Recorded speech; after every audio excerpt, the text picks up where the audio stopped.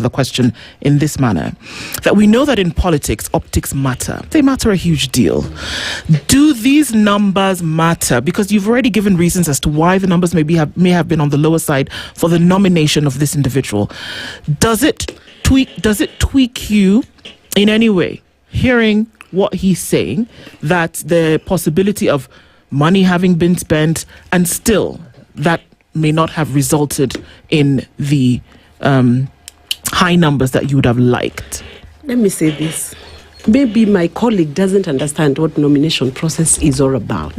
You want to teach me? Parties, let me just explain my understanding of nomination. You've given your understanding. No, let me give my understanding of nominations, having dealt with several political parties and successfully conducted nominations across 47 counties. I come from a standpoint of understanding the processes behind the scene. First of all, nominations within a political party are internal. You can even use a delegate system where you even have just 10 people coming from each ward to determine who will fly the flag for the party in that specific electoral area.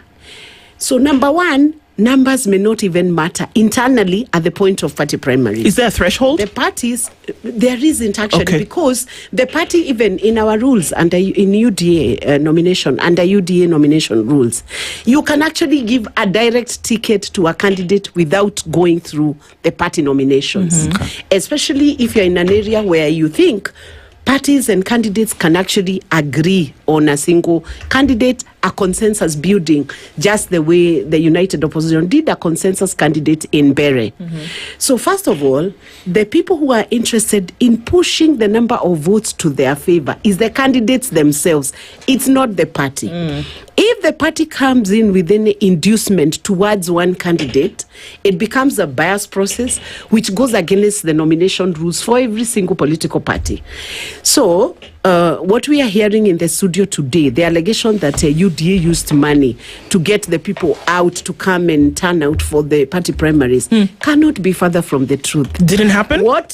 It cannot happen, because if it happens like that, then it means UDA is maybe favoring candidate A against candidate B. Because if you're bringing out the turnout, if you're encouraging turnout and it's not the main by-election, what then are you saying to the person you're sending, the voter you are sending? Are you sending the voter to vote in for candidate 1 or candidate number 10? Because there were 10. No. Let me just explain. You have spoken. I kept quiet. Let me finish. So it is not in the interest of any political party, leave alone UDA, to come out with tons of money.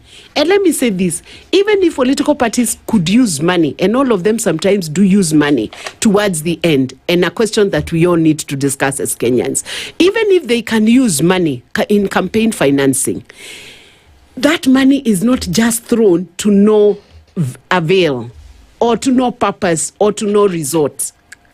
What ideally happens is the party leaves the candidates to campaign for themselves, get their voters out, and bring out the voters to vote for them in the nomination process to build their vote number.